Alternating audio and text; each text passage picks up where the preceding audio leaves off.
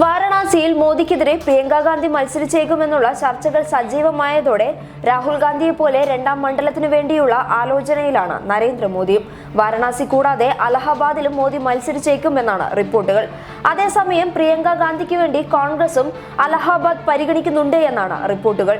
പ്രിയങ്ക പ്രഭാവം യുപിയിൽ ഫലിച്ചു തുടങ്ങിയെന്നാണ് കോൺഗ്രസിന്റെ കണക്കുകൂട്ടൽ. മറ്റു പാർട്ടികളിലെ നിരവധി പ്രമുഖരടക്കം കോൺഗ്രസിലെത്തി.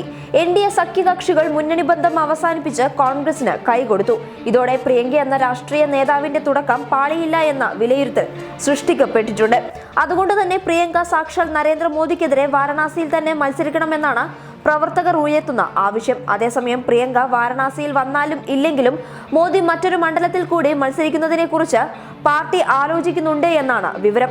SP-BSP സഖ്യം, ഗംഗാതീരത്തെ വികസന പ്രവർത്തനങ്ങളിൽ ഒരു വിഭാഗം ബ്രാഹ്മണ വിഭാഗത്തിന്റെ എതിർപ്പ് എന്നിവ വാരണാസിയിൽ മോദിക്ക് വെല്ലുവിളിയാണ്. ഇതോടെയാണ് മറ്റൊരു മണ്ഡലം എന്ന സാധ്യത കൂടി മോദി പരിഗണിക്കുന്നത്.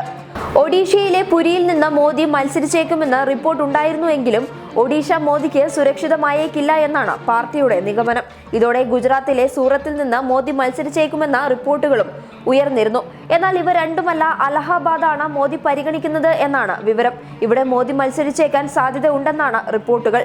അതേസമയം പ്രിയങ്ക ഗാന്ധിയെ അലഹബാദിലോ വാരണാസിയിലോ മത്സരിപ്പിക്കണമെന്ന ആവശ്യമാണ് ഇപ്പോൾ കോൺഗ്രസ് പ്രവർത്തകർ ഉയർത്തുന്നത്. രണ്ട് മണ്ഡലങ്ങളിലും മോദിയുടെ പ്രതിയോഗിയായി പ്രിയങ്ക എത്തുമോ എന്ന ആവേശത്തിലാണ് കോൺഗ്രസ്. പ്രവർത്തകരുടെ വികാരം മാനിച്ച് ഇത്തവണ പ്രിയങ്ക ഗാന്ധി മത്സരിച്ചേക്കുമെന്നാണ് വിലയിരുത്തൽ. News desk, public Kerala.